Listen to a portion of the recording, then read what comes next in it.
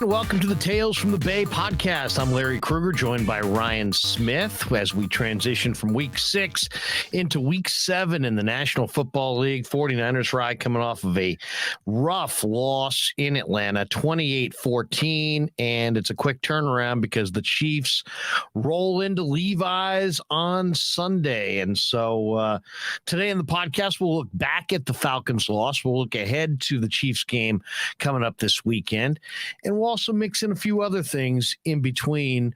But give me your takeaway from last week's game. 28-14, Falcons get the win in Atlanta.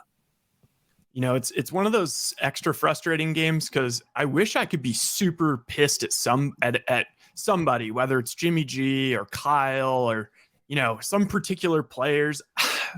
You know, maybe this sounds like maybe I'm a little bit of a Kyle defender or Jimmy defender, but I kind of felt like it was just one of those games, man. It just started off and the Niners could not play their game. They played the Falcons game, and credit to Arthur Smith and Mariota. And I mean, that's a well-coached team. And it just seemed like, I mean, after the Jeff Wilson fumble immediately got brought in for a score, you know, the Niners went away from the run. Their defense still was good considering how many people they had out, but you could kind of tell they didn't have that, you know, hockey line to just keep running in there, you know, running people off the field, running people in.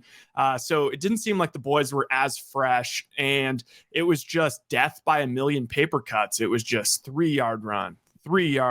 Okay. You know, 3rd and 2, 3rd and 3, either another run, Mariota, a little 5-yard pass to the tight end, or Mariota scramble. And it was just one of those tough games. And it's a really big bummer because, you know, now they've got the Chiefs and then they're playing a desperate Rams team in LA off of a bye. So this becomes a very big week. And yeah, what were your thoughts about the week? Well, I mean, I think my first thought is credit Arthur Smith, who executed a great game plan. They ran it 40 times. They used the quarterback to open the run lanes. They took very few chances with the football, and they dominated the time of possession. And they looked at a 49er defense that was down 6 defensive starters: no Bosa, no Kinlaw, no Armstead, no Jimmy Ward, no Al-Shaair, no Mosley. And the Niners, and they played ball control, and Atlanta ran it effectively with Algier and Huntley. And I thought Mariota was absolutely the greatest I've ever seen him play. And the 49ers badly needed their offense to carry the day with a half dozen guys down on their defense. And they also needed Brandon Ayuk to step up with a career day. Now, Ayuk did. He had 2 touchdowns. It was probably one of the best games of his career. It was the first time in his career he's had multiple touchdowns in a game. So he stepped up, but overall the offense did not. And, you know, there's lots of different ways to look at a football game. They were -3 in turnovers, the 49ers were, and that's the second time this year they were a -3 in turnovers, and they've lost both those games. You know, they were -3 in Denver and lost. They were -3 in Atlanta and lost. And the bottom line is you just don't win in the NFL on the road or against any decent team if you're -3 in turnovers. Charlie Warner had a huge drop down the field that could have easily changed this game. Ray McLeod, likewise, another guy with a huge drop down the field that could have changed the game. Jake Brendel had 3 bad penalties, including one that negated a big pass play from Garoppolo to Ayuk, which would have changed the game. And I just think the other frustrating part, and I guess the part that was probably the most frustrating, was the Niners' offense's inability to play hurry up in the late 3rd and early 4th quarter when they clearly needed to speed it up. They were down 2 touchdowns. They were still calling running plays on second down on the 45-yard line with 5 minutes to play, down 2 touchdowns. So I felt like they missed out on the urgency of the moment. And then let's credit Mariota. He had an incredible career day. He completed 93% of his passes against the number 1 defense in the NFL. He was flawless. He had one incompletion all day. He ran it. He had 3 or 4 play fakes that were so good that they fooled the cameraman. And you saw the cameraman going with the back, and Mariota would keep it. Or they went with Mariota, and he handed it off to the back. I mean, he literally carried out some of the best play fakes I've seen in a while. So overall, I would just say, Atlanta had a great game plan against a decimated defense. The Wilson, fumble deep in their own territory, which turned into 6, dug them a huge hole. They did jump out of it, but I just thought Atlanta, was incredibly well coached. They committed to the run. They had 40 runs, and they dominated the time of possession. And Mariota was very, very good on third down, 9 of 14 on third downs. He was 13 of 14 on the day for 129 and 2 touchdowns. Kyle Pitts made a few plays. Drake London made a few plays. Atlanta outrushed the Niners 168-50. And the 49ers got away from the run in this game. Even when they tied it up, they really went away from the run. If you look at the Niners, I think that they kind of fell into Arthur Smith's trap with 16 runs and 41 passes. Ayuk had a good day. Kittle had a pretty good day. Debo had a decent day as well. But overall, the Niners had more total yards than Atlanta. Atlanta only had 121 passing yards, but Atlanta took very few chances, and they really they saw a wounded Niner defense that was down a half dozen starters, and they kept them on the field. And as you said, death by a million paper cuts. So great game plan by Arthur Smith. Tip your cap to him. Great performance by Marcus Mariota, who's trying to establish himself in the NFL. And other than that, I thought the Falcons did just enough to win. So tough loss for the 49ers, but the old saying, that's why they get paid as well. I think that stands for Arthur Smith. I think he's obviously a bright coach, always had a strong running game in Tennessee, and he's a former offensive lineman. He appreciates, blocking. They've got a really good, underrated offensive line in Atlanta, and they executed a game plan that was near perfection. So, bottom line is you can't be -3 in turnovers. You can't have drops, penalties, and turnovers and win games on the road against good teams. And I think that's the other thing, is that this Atlanta team, I think we came in thinking it's not a good team, but it is a good team. And they're going to go to the playoffs in the NFC, and they're going to upset some teams along the way. And 2 years from now, if they continue building, they're going to be a Super Bowl contender. So the arrow's pointing up on Atlanta, and they've covered every single game this year. They're the only team in the NFL to do that. So clearly they've got more to their game than what Las Vegas believes and what the betting public believes. And they just carried out a tremendous game plan and got a nice win over a good 49er team. Yeah, I mean, they really earned my respect with that win. And it's kind of a weird trend we're seeing in the NFL across the league. It's like these offenses that aren't really able to get going, and not too many games with all these massive game-changing explosive plays. And so you're seeing these teams like the Giants coached by Dayball, or Arthur Smith's Falcons, or hell, I mean, to an extent, Bailey Zappi in the Patriots. I mean, they even hung in that Packers game. It's kind of, they're just like playing, what? We know that we don't have Aaron Rodgers. We know we don't have Tom Brady. We know we don't have Patrick Mahomes. So what we're going to do is we're going to make as little mistakes as possible, and we're just going to not lose this game. And sometimes that's enough. If you hang around an NFL game, you can end up winning you see it every week. The Jets. So I felt like it was kind of weird. It was sort of the first time in the Shanahan era, at least that I can remember, when they've had Jimmy G as a quarterback, that it felt like they had the script flipped on them, where Atlanta was just the tougher team. They committed to the run and never got away from it. And they were kind of bullies. They kind of bullied the Niners. There was no play in particular where you're like, oh man, that crazy 55-yarder to Drake London touch. No, it was just 3 yards, 3 yards, 3, and they were just so comfortable doing it. So yeah, you just got to give them credit. It's just frustrating because now the Niners are 3-3, and I don't know. I mean, I'm still super positive about this team. It's just, I'm kind of at a loss for words. I mean, I know Shanahan in the presser, he was sort of like, look, it was simple. We lost the turnover battle. The Jeff Wilson fumble was brutal and couldn't really get it going. And it's almost like Kyle's game plan coming in seemed like it might have been similar to the Falcons, where it was like, all right, we have a banged up defense. Let's run the ball, take care of it. Let's not do anything too crazy. And, getting down 14, and yes, they tied it right back up, but it just seemed like after Mariota scored that touchdown at the end of the first half, I don't know. Kyle was kind of spooked about, for whatever reason, he didn't want to stick with the run. And it's just weird. That is one weird thing. I'll ask you later. I still haven't heard the answer that really leaves me satisfied as to why they went away from the run. Cause you could tell me the Jeff Wilson fumble, but they had other running backs. They had Ty Davis Price active. They had Tevin Coleman active. They had Jordan Mason active. They continued to roll, Jeff Wilson out there, so they clearly still trusted him.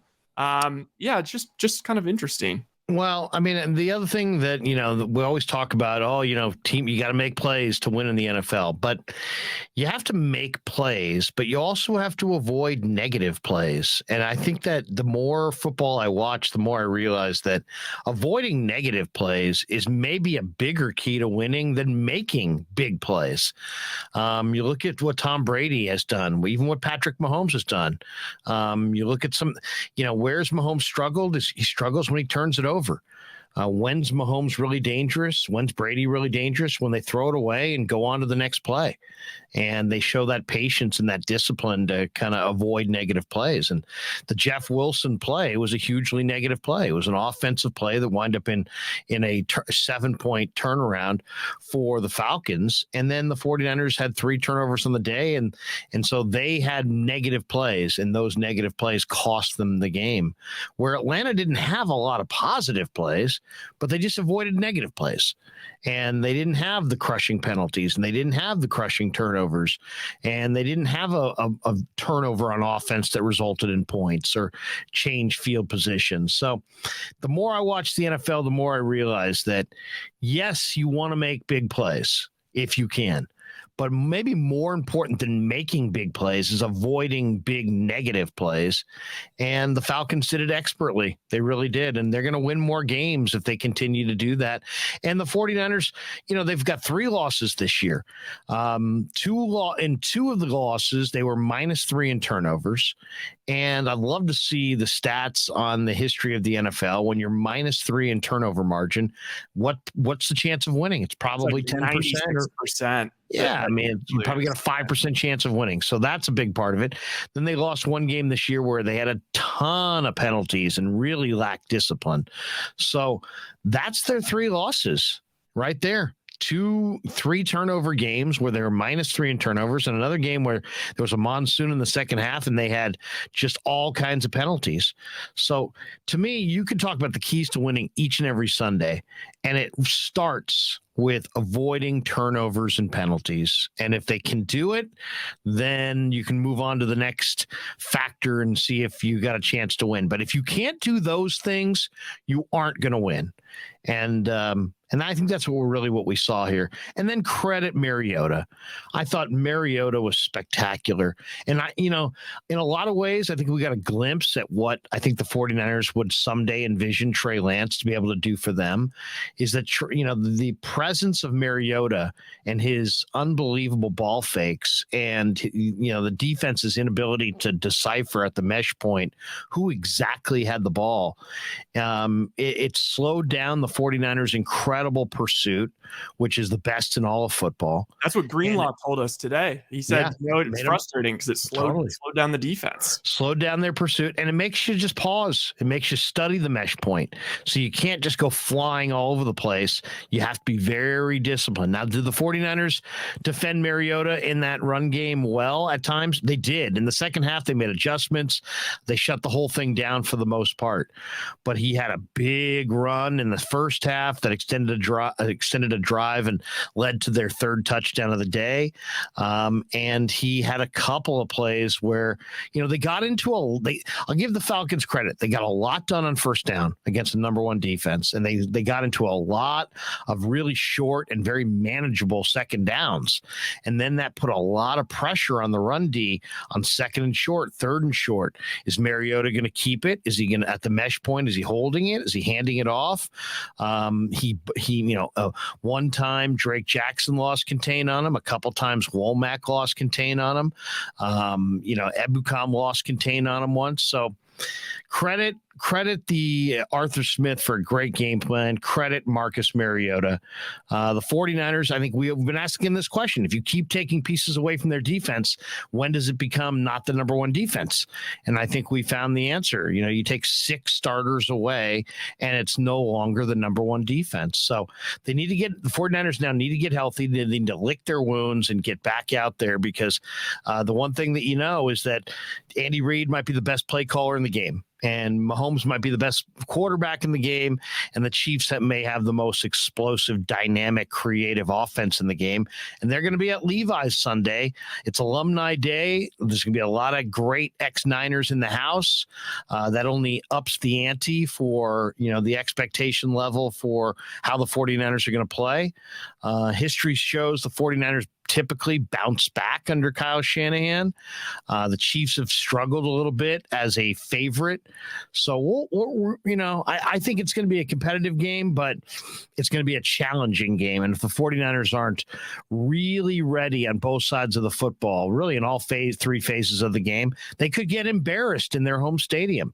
And I think they know it. So I expect them to be, to face this game, with the sobering reality that the Chiefs can blow you out in your backyard and make you look bad. And I think they want to avoid that. So I think Kyle and D'Amico and the coaching staff on both sides of the ball, they're going to have everybody's attention this week as they prep for Kansas City. Absolutely. And the last thing I'll say about this game is I felt like everyone's pointing out the 8-minute drive at the end of the game. And I felt like it was a bit of a microcosm for the game, because in a way it's sort of like, well, it's not that it was a bad drive. It was just a lot of really untimely things happened, in this game that they found themselves in. They sort of, at least I felt watching it, I felt like, they're going to need something to kind of break lucky for them. They're going to need to, get an interception returned into the red zone, or, some big fumble, or, a big giant sack on third down. And it just never really came on the defensive side. And then on the offensive side, it just seemed like every time they were starting to build a little bit of momentum and rhythm on that drive and throughout the game, it was either a drop, or it was, a penalty that negated it, or a penalty before, when it's first down and you're trying to get tempo going, and all of a sudden it's like, boom, another penalty on Brendel. Now it's 1st and 15. Now we got to kind of take our time here. It was just a very frustrating game. And sometimes you just don't get the breaks. And I think Atlanta did everything possible to make sure that the breaks, there was no lucky breaks for the Niners. And if you look, their penalties even on, I think that the offense had 3 penalties and they were all on Brendel. So it wasn't like there was a crazy amount of penalties either. It was just untimely, very untimely. Yeah. My biggest frustration in the game, because as I said, you got to credit the other side sometimes. And I thought Atlanta had a great game plan, was the 49ers' lack of urgency in the hurry up on the second to the last drive. They got the ball back with about 10.5 minutes. They really struggled to move it. You kind of cited the penalties, but the 2nd and 10 run play from the 46-yard line with like 5 minutes left, I did not understand why they would run Tevin Coleman there. To me, they should have been in an all-pass mode. And then later in that drive, they get into a 3rd and 1, and they're inside the 20. And instead of going quarterback sneak, I thought maybe they would go pass because to stop the clock, or quarterback sneak to get the easy first. Instead, they went Tevin Coleman on a halfback toss, and he lost 1.5 yards. And then they got into a 4 and 2.5, and Garoppolo threw incomplete to Debo, and the ball game was over right there. So, if there was one thing that I would like to see them do is I thought the one thing Atlanta did in this game clearly better than the 49ers was the use of tempo.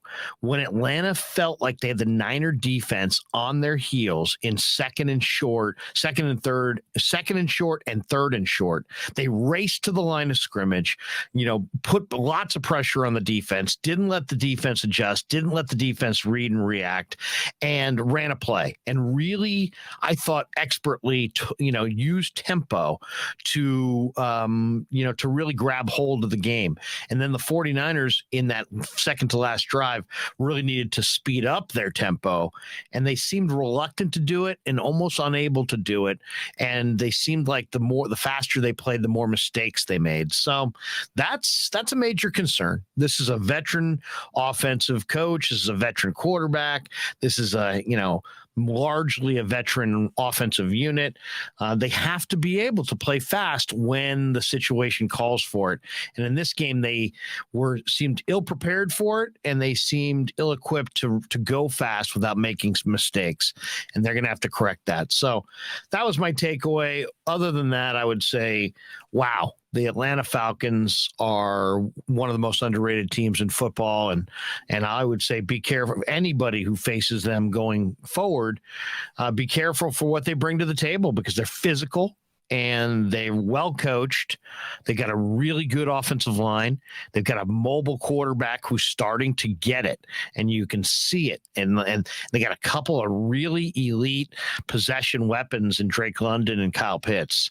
So the Falcons are not a Super Bowl contender this year, but they are on that path, and I would not be surprised if they could add some more dynamic playmakers, like a running back, a couple dynamic players on both sides of the ball, add to their pass rush and their front seven.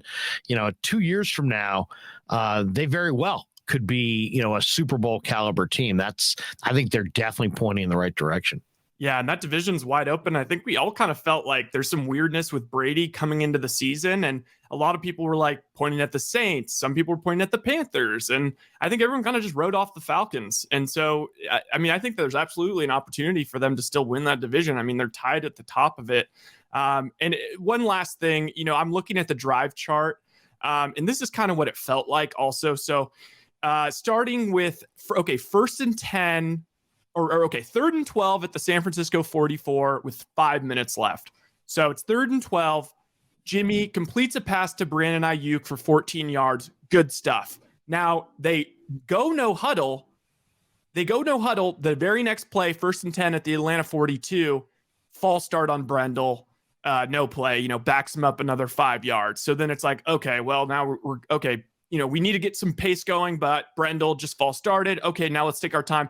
Okay, now they go shotgun. They pass it to Debo for 1 yard.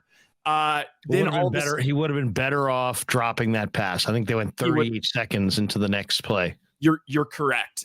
But also then Atlanta, Hayward got injured or was just playing injured or whatever, but it kind of disrupted after that catch. It disrupted, the no huddle rhythm. Then there was a timeout. Then the very next play, 2nd and 14 at the Atlanta 46. Jimmy G, good pass to Kittle for 19 yards. Again, Oliver, Atlanta defender, was injured during the play. Also kind of stopped the momentum. Then very next play, 3:44 left. Jimmy G passed to Jennings. And then now they're at the Atlanta 18. This is the next time they go no huddle. Well, Jimmy G rolls out. Kittle's wide open in the end zone. They have a miscommunication, overthrew him. That's 2nd and 1. Then what you brought up, the bizarre kind of just running Tevin Coleman, that goes for -1 yard the next play. Now it's 4th and 2, and then it's an incomplete pass to Debo. So it was just a disjointed kind of, I feel like that really sums up the game. I mean, I would say, it was an interesting game from Garoppolo's perspective. He didn't make the huge mistake. I mean, like when I say that, like the interception at the end of the first half, there was 9 seconds left. He was throwing it up. That the fact that there was an interception there, I don't even consider that an interception. The other one was a tipped ball, and anything can happen in a tip ball situation. But if you go back, there were 3 or 4 sequences, big throws, that he was just a little off on. That pass to Debo there was behind him and he was a little bit low, and that was the ball game right there. That was 4th down. If you go back to Garoppolo's pass, a couple other drives, if you look at the Niner drives that ended, and it was oftentimes there was a Garoppolo pass, let's see, was it 3rd and 5? He went to Wilson, and it was also too low on their 7th drive. That led to a punt. Garoppolo threw to who was it for 6? It was Tevin, or was it Tevin Coleman, or was it Juwan Jennings? I forget who it was, but on 3rd and 10 on the 6th possession, he threw to the fullback Juice on 3rd and 10, but he threw it for 5 yards. And, your fullback's not going to get a lot of run after the catch. So, he didn't make the plays when he needed to. It wasn't necessarily that his turnovers were heinous; it's that his ball placement in key situations in the game was not there. And then when he threw perfect dimes to Ray and to Warner, those guys dropped him, and those drops were crushing. So the McLeod drop, I mean, you're talking about 60, 70 yards of drops right there. In fact, if you take away the Brendel penalty, which negated the IU catch, and then gave him the McLeod catch and the Warner catch, he probably threw for like 475 yards in the game. But you take all those things away, and his numbers don't look quite as good. So his completion percentage was a little inflated because he did go like 5 for 5 on the final drive in garbage time. So that kind of changes things a little bit in his favor. But overall, I would say, this was the Falcons. Yeah. The Falcons won that game more than the Niners lost it, in my mind. Absolutely. And last thing on Jimmy for me is, I think John Madden said that quarterback is kind of like deodorant.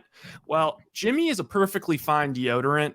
You can absolutely go out and conduct business meetings wearing the Jimmy Garoppolo deodorant. Probably, you can get pretty high up in the company. However, there's going to be days where, you're like a teenager with a little BO. Maybe you didn't have time to shower. Well, if you have Patrick Mahomes, if you have Aaron Rodgers, if you have Josh Allen, you throw that deodorant on, you smell perfect. But Jimmy G, you kind of need a shower. You can't just throw on that. He's not going to save the day. He's not going to put the cape on and save the day. And that's where it shows you, it's not a knock on Jimmy, because Jimmy is Jimmy, but it's one of those moments where it's like, dang, this is where, the Mahomes, the Herberts, these guys that can, they can make, even crappy games, they can pull them out somehow. And Jimmy just doesn't quite have that. Well, and also the Falcons went the entire day without making a hugely negative play. The 49ers got to Mariota a couple times and sacked him, but he didn't turn it over. They didn't have the crushing turnover. They didn't have the crushing penalty. They didn't have, they played a cleaner game. And if you play a clean game, you give yourself a chance to win. 49ers made a crushing mistake. They turned it over deep in their own territory. It cost them a touchdown. They've got a really good defense, but if your offense, if they score a touchdown on your offense, there's nothing your defense can do about it. So, they were depleted on defense. It was a great game plan. Mariota was phenomenal on 3rd downs. He was accurate all day. His play fakes were expert, and they just stayed with their game plan. And then the 49ers got away from the run. They probably, when they went back to 14-14, even when they were down 21-14, they probably should have stayed with the run. I guess if there would be, it's funny. It's like if you say, well, what's your main complaint on the game? I would say the Niners got away from the run a little bit early in this game and then stayed with the run a little too late. So they wasted some time on the clock staying with the run on their 9th drive. but they probably didn't commit to the run enough in the meat and potatoes of the game. After they fell behind, I think Kyle Shanahan got into a very pass happy mode.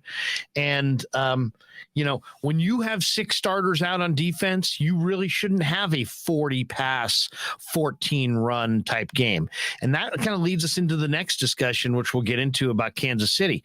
What is the game plan that will provide success in week 7 at Levi's against the Chiefs? The 49ers need to be more dynamic. There's no question. They need to be able to move the ball faster. They need to make bigger plays. Do you activate Danny Gray and take several shots down the field to Gray and Ray McLeod and throw it all over the lot and try to, compete in an up-tempo, wide open game against the Chiefs and turn it into a shootout?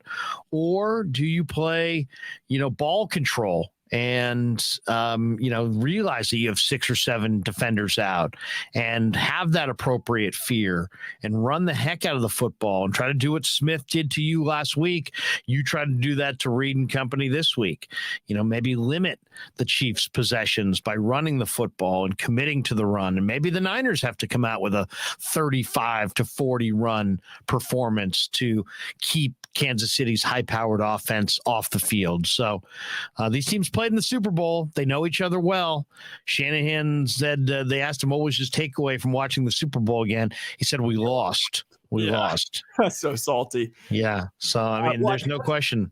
That's all great stuff to marinate on. And I'm excited to get into it. It's going to be a lively topic, I think, previewing the game. First, though, we did want to run through a little mid-season check-in. I think we're going to give out some mid-season awards. Well, we're not mid-season. We're a third of the way through the season. We're at the third. It's not even the quarter pole. It's more the third. The third. 1/3 of the season is in the books, and we got 2/3 of the season to go. Yes, the trimester. Is that 3? There you go. Yeah, there you go. We'll give out our 1/3 of the season awards. Okay, and then so with that, I'm thinking. So I say we rattle off our mid-season awards, third of the season awards real quick, and then also maybe throw out a projection for what you're thinking now. Like if you had to put money on it, what would you say is going to end up with each of those awards? Okay, I'll let you go first. I'll tee you up with the award. You let me know your thoughts. Okay. All right, let's start with MVP. MVP. I probably, that's an interesting one. I probably would go Jalen Hurts. Really? Just simply because the Eagles are the only undefeated team. Hurts is playing at a crazy high level. He's running the ball. He's showing leadership. It's a very volatile market, and I think he's played well. I think he's played consistently well. I don't know that he's the best player in the league, but I think the Eagles at this point are the best team, and he's the leader. And they're doing a lot of good things on offense, and he's shouldering a big part of the load. So I would say Jalen Hurts. So I really like that. And as I was writing down my third of the way through season awards, I was like, dang, you know what? This is not cool of me because I don't really have any Eagles represented. So I agree. I think that he would be number 2 for me in MVP right now. I got to give one to Josh Allen just because, the Bills are, what are they, 5-1? And he took down Lamar, who at one point was maybe the leading guy, and then he outdueled Mahomes. So maybe it's a little bit of recency bias, but I still got to go with Josh Allen. And then as an interesting wrinkle, I don't know if this has ever happened before. I'm giving one quarterback the MVP.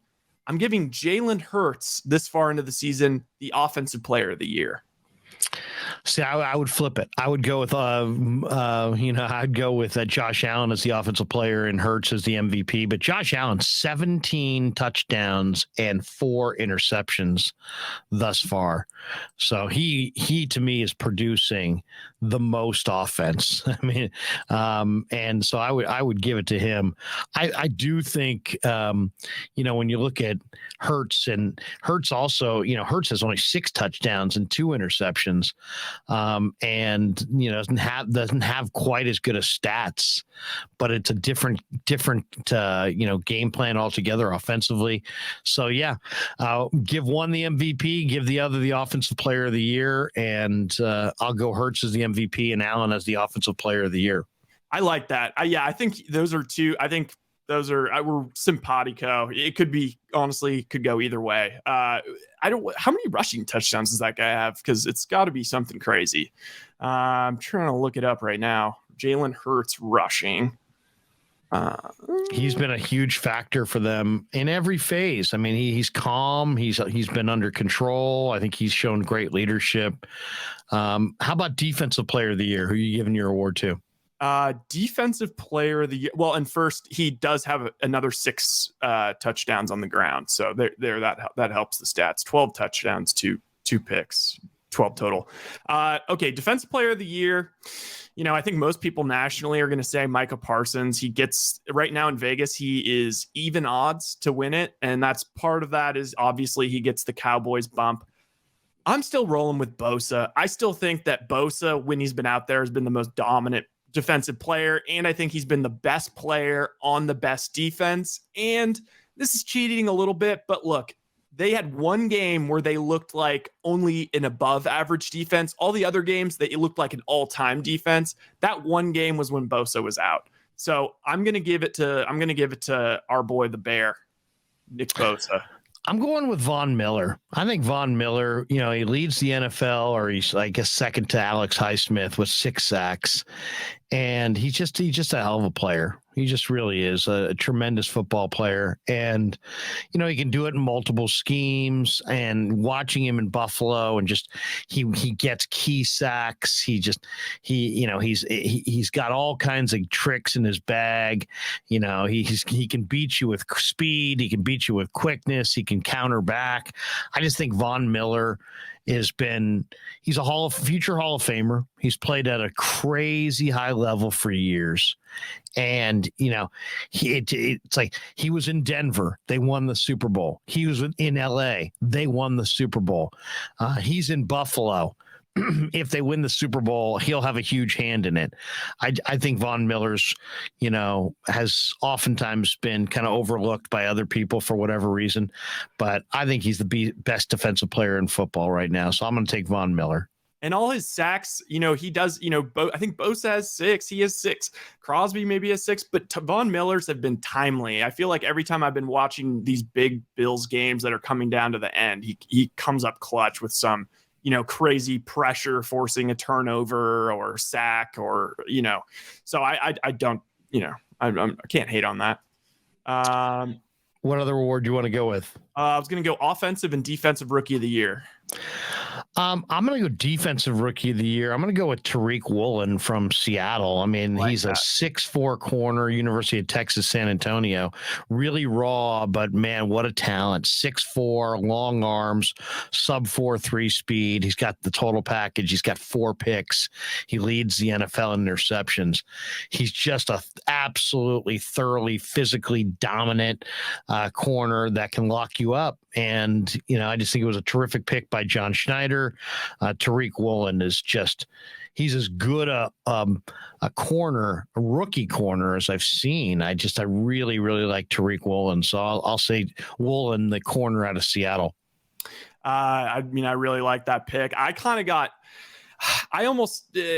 again, this is probably not fair, but I was looking at Woolen. I was looking at Sauce Gardner, who's currently the favorite, and I was looking at Jack Jones of the Patriots. All of those guys have been playing really well.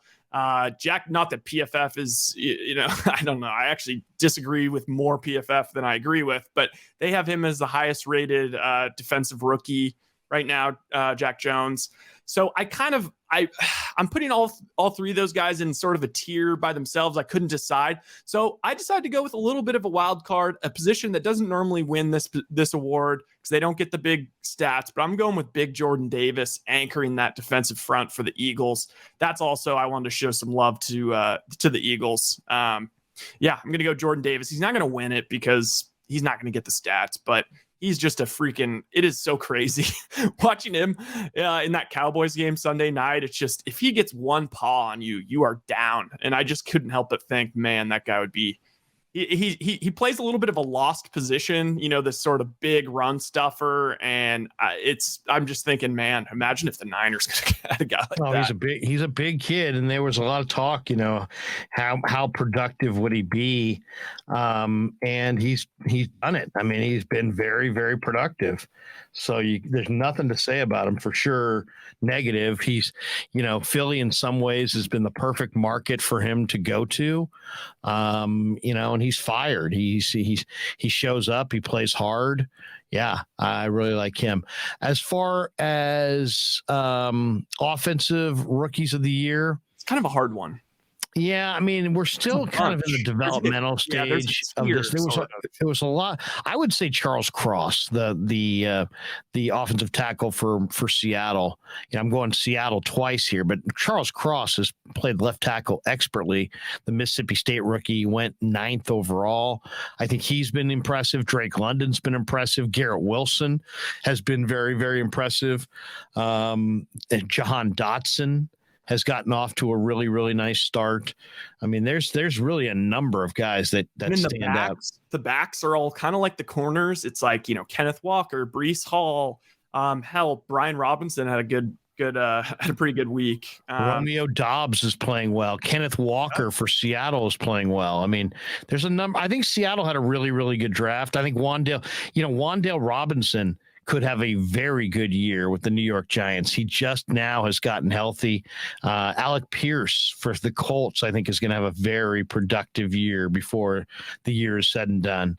I'll tell you another guy, on the defensive side that I really like that we, talk too often is Drake Jackson. I know. For the 49ers. I think he's getting nothing but better and better and better. But yeah, it's tough right now because nobody is, Dulcich, the tight end from UCLA, really looks good, and I think he's going to have a terrific rest of his rookie year. So there's a number of guys. I don't think anybody necessarily. Damian Pierce for the Texans has been really good as a running back for the former Florida Gator. If I had to go with one, Tyler Linderbaum, the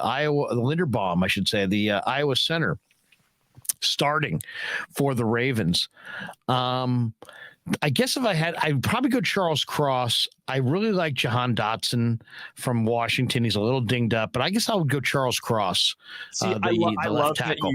You know what? That's the right pick because it's similar to the Jordan Davis. Neither of those guys are going to win the award because of the way, the nature of the position. It's not flashy enough, but they need to be memorialized in some way. So I love the idea of going Charles Cross.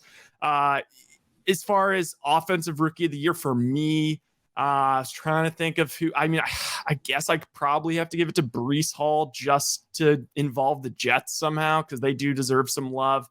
Bailey Zappe's another guy I haven't mentioned, but I don't necessarily think he's going to continue being the starter the whole year.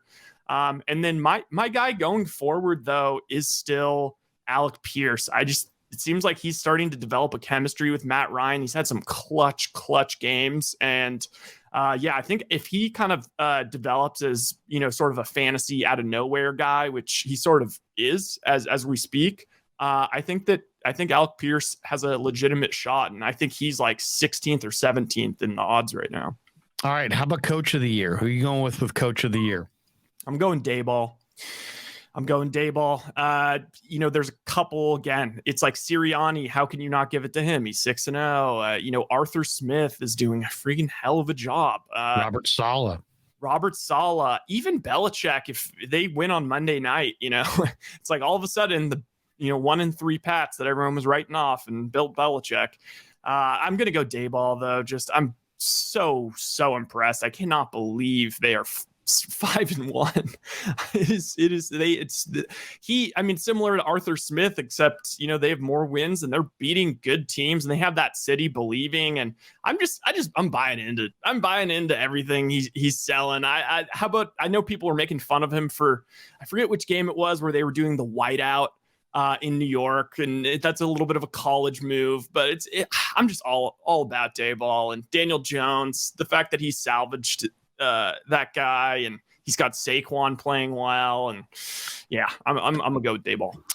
I could go Arthur Smith. I could go Daboll. I could go Sirianni. I think all those guys have been really, really good. I could even throw a vote towards Saleh or even the Bills head coach. But I'm going to go with Bill Belichick. I like Bill Belichick. I think when you look at, they got Bailey Zappi at quarterback. They don't have a great collection of offensive weapons, but they now have a dominating run game. He traded for Cole Strange. He found a guy that he could plug and play in his offensive line. They're running the hell out of the ball with Ramondre Stevenson. They've got some really good young defensive backs. I think they're getting it done with less on defense. I think Belichick is showing his true greatness here, and I think the Patriots are going to be a team to beat in the playoffs. I'm not sure if it's going to be with under Zappi or Mac Jones. I think they got a little battle there, but Belichick, the way he has coordinated his secondary, and the way the level he's gotten his run game going to, the offensive line and the holes that they're opening for Stevenson, yeah. Bill Belichick. I think this is one of Belichick's better coaching performances. I love that idea because it's sort of like the LeBron, obviously, you're not going to give MVP to LeBron, when he was the best player in the league for however long it was. It's like, you get fatigue. Belichick could win coach of the year, every year, but I mean, he's maybe only won it 1 or 2 times max. So I love the idea of him getting it this year. Also, after everyone clowned him for his draft and picking Cole Strange, who's just a good starting guard now. They clowned him for a lot of his picks. Jack Jones, we mentioned him up there with Defensive Rookie of the Year. Tyquan Thornton now looks like he's going to be a problem. Bailey Zappi. I'm totally pro Belichick. I really would be actually pretty happy if he ended up getting it this year. He deserves it. Also, everyone made fun of, who's their offensive coordinator? The rocket scientist, or is it Joe Judge? Well, you know what? They already found an identity this early in the year, and he should be commended for that. They got a lot of rookies here too. They got Jack Jones, they've got Bailey Zappi, Pierre Strong, Kevin Harris, Cole Strange. I mean, Tyquan Thornton. I mean, he's injected a lot of young players. They've also had some injuries. Their starting quarterback's down. He picked up Devontae Parker in the offseason. Now he's getting Parker to play for him a little bit. They're getting good run out of their O-line. They're just good enough on defense. They're well coordinated on the back end. Yeah. Give me Belichick. I don't know how it's going to go from here, but I expect them to be a playoff team, and I would not be surprised if they upset somebody in the AFC playoffs. The very last award I wanted to touch on is comeback player. I got mixed up. I thought there was a most improved, but that's just the NBA. Comeback player, I'm going to have to go Saquon, another way of rewarding the Giants and just how well he's looked. And I thought he was cooked after all the years of injury. I just don't know. Is Geno Smith, can you call him comeback player? I'm not sure, but if there was a most improved, he would have to get it. Yeah, I mean, Geno is playing at a really high level, but what's he coming back from? Being bad? But I mean, who else is on the comeback list this year? The comeback Bosa, list, right? Bosa played. Who's on the comeback player of the year? Oh, that Bosa was on that list last year. I'm looking it up right now, but I know it's like Robert Woods is in there, Christian McCaffrey's in there. Actually, I mean, Brian Robinson is technically sort of in there. The guy is coming back. I mean, he wasn't. I might go with Marcus Mariota, just the way Mariota played. I mean, he, talk about a guy that, nobody really wanted. He didn't get a huge deal to go to Atlanta, and look at the level he's playing at right now. He was perfect last week. Yeah, I think that's I actually don't see him all that high up on the odds, but that would be a nice little pick. I mean, I think Barkley, if they keep winning and Barkley stays healthy, I do kind of feel like it's going to be him. But I mean, right, last one. Why don't we go with the last one here? What's the most disappointing player or team through 1/3 of the season? Most disappointing team in the NFL. Most disappointing team, I think, has to be the Broncos. Just to mix it up, because I could go Russ for the player as well. I'm going to go Baker Mayfield. I think he has a 16 QBR. Obviously he's out now, but just about as disappointing as it could have possibly been. I actually kind of feel bad for the guy. Like, he's, was in line for, potentially playing for a contract. So yeah, I'd probably have to go Bake.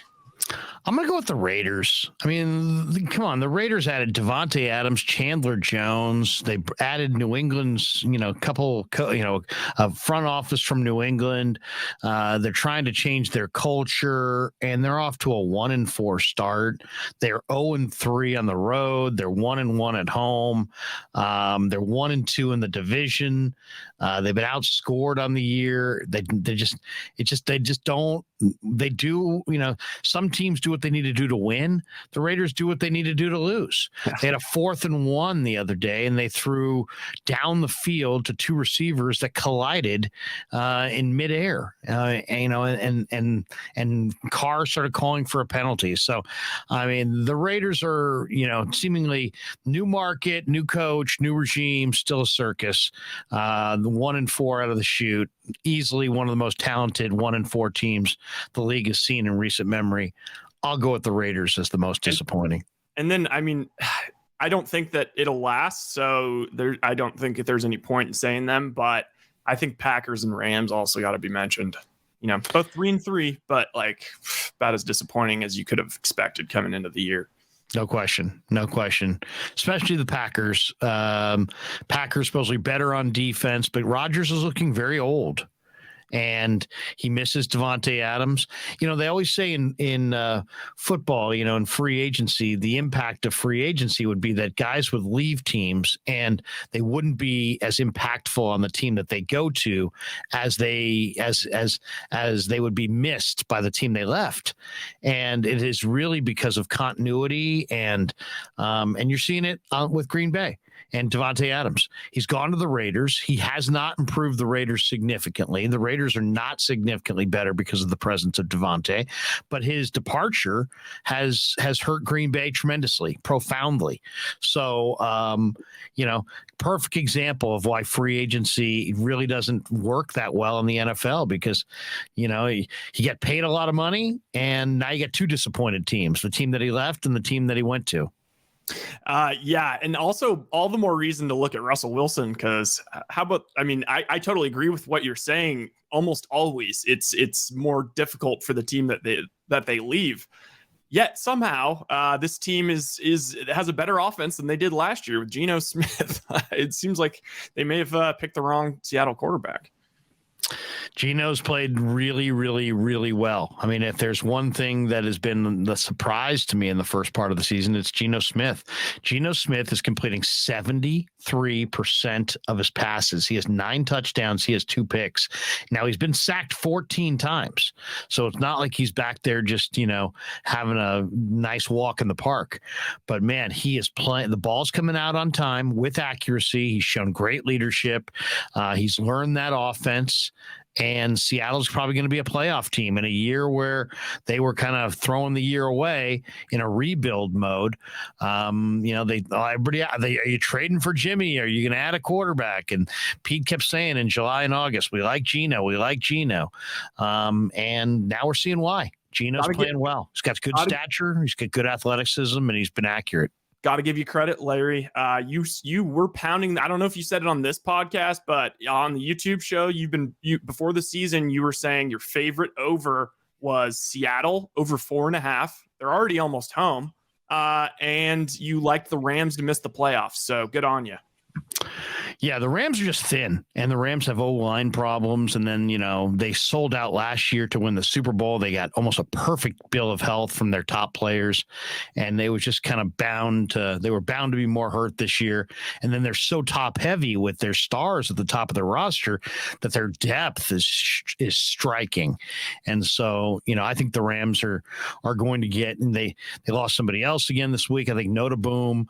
The Rams, I think, are going to get progressively progressively worse as the season goes on. Now, Les Snead is big on trades, and who knows, maybe they'll make a big play for Christian McCaffrey or Brian Burns or, something to, improve the very top of their roster. They seemingly have no end to the number of moves they can make to bolster the top end of their roster. But I just think at the end of the day, they'll be too thin. And as the season gets closer to January, that relative lack of depth, I think, is going to burn them. Absolutely agree. That was fun. I'm excited to do that again in another third of the way through the year. There you go. We're 1/3 of the way through. And then also we were going to hit on, the NFL trade deadline's coming up first week in November. And so we're now heading into the third week in October. So we're in the next 2 weeks, we're going to hear more and more about trades in the NFL. And they're not common, but like the 49ers have, John Lynch has been very active in the trade market. A couple of years ago, he traded for Jordan Willis. Recently, he traded for Charles Omenihu, both times giving away like late day 3 picks and adding to his roster. There's been a lot of speculation about Christian McCaffrey. There's been a lot of speculation about Brian Burns. Will the Carolina Panthers and Scott Fitterer have a fire sale now that they've changed out their head coach and are looking to the future? There's a number of teams around the NFL that are looking to bolster their talent.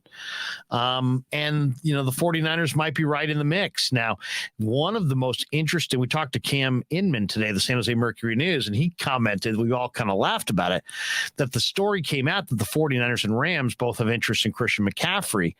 And the word that was used was the 49ers and the Rams have been implicated in the Christian McCaffrey rumor mill. So I thought that was interesting. They used the word implicated. But why don't we start right there and get a thought on that? With the trade deadline coming down, what is the 49ers' biggest need? If you could add one piece to their puzzle that would help them, bolster them and fortify them for a run at the Super Bowl. They're trying to get that 6th Super Bowl for the trophy case. Who would you go after? What's the position of need? They got a lot of injuries. It's a roster that's obviously in flux because every game new guys go down and other needs pop up, and then some of the depth players play well, and then certain needs are not as severe as others. So that all being said, is Christian McCaffrey the number one target of the 49ers in the trade market? Do you think John Lynch will be active? And if it's not McCaffrey, what's the number one need for the 49ers? For me, I mean, I just, I get some blood flow going when I think about McCaffrey in this offense and the interchangeability of him as a receiver and a running back to go along with Debo and Ayuk and these guys. However, I mean, like Cam Inman was saying, Elijah Mitchell's coming back. For McCaffrey to become their number one need, I think that they would need Debo to be out for the year.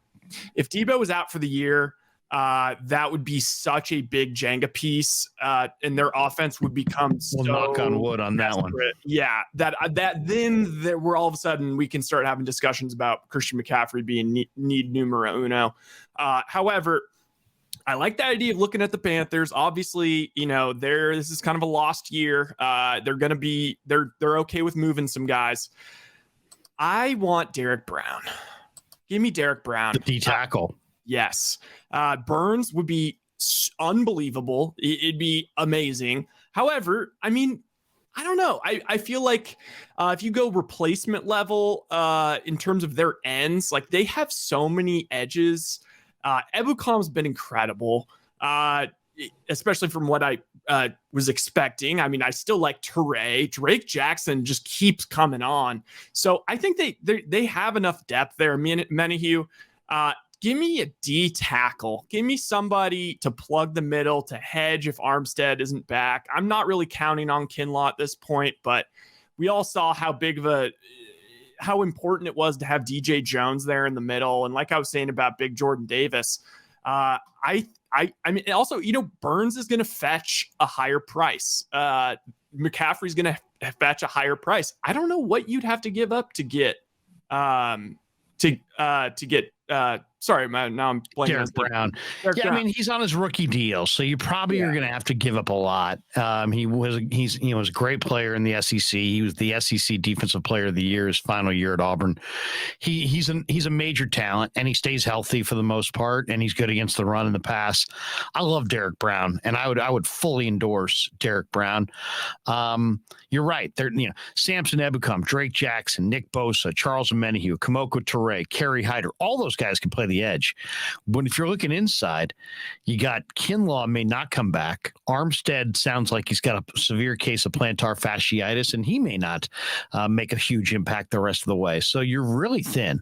And you got Kevin Givens and Akeem Spence and Hassan Ridgeway, and they're all decent players, but there's no difference maker there that, you're really depleted there.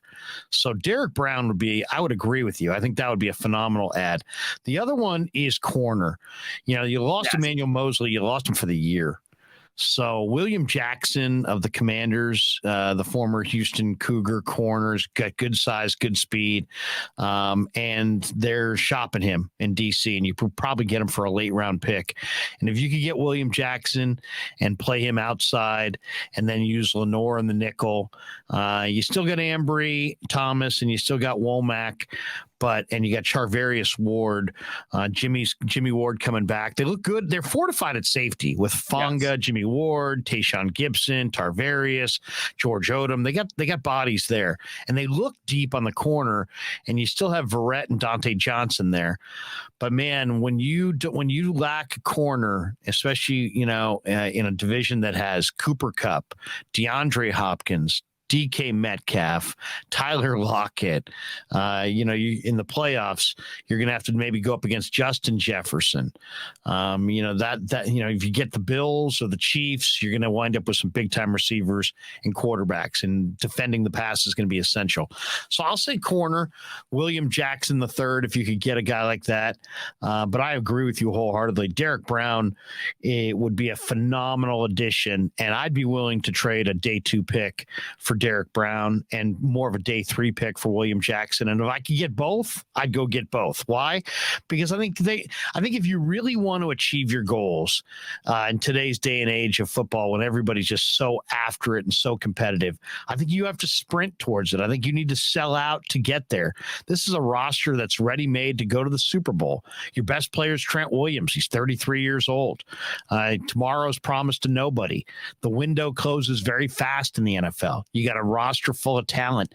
You got Jimmy on a 1-year deal. You may need to invest in the next couple of years developing Trey Lance. You made this may be your best chance to win a Super Bowl in the next 2-3 years. So I would absolutely say seize the moment, go for a Derek Brown, go for a corner like William Jackson III, fortify yourself as much as you possibly can and make a run. Because right now, Kansas City looks great. Buffalo looks terrific, but there isn't that team in the NFC that you're sitting there. And I don't care. You can talk about the Eagles all you want. The Niners don't fear the Eagles. The Niners could go into Philly in the playoffs and slap the Eagles around. I'm confident of that. The Niners don't fear Dallas. They don't fear Minnesota.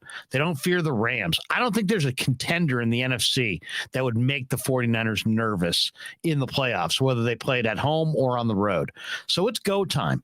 And if you're John Lynch and you can fortify your roster and get back to the Super Bowl, you're probably going to be an underdog in that game if you get into it, but so who cares? You can't win a Super Bowl that you're not in. And if I was him, I would sell out and try to make whatever addition I had to make and move picks if I have to move picks, especially because, Rye, you and I have talked about this.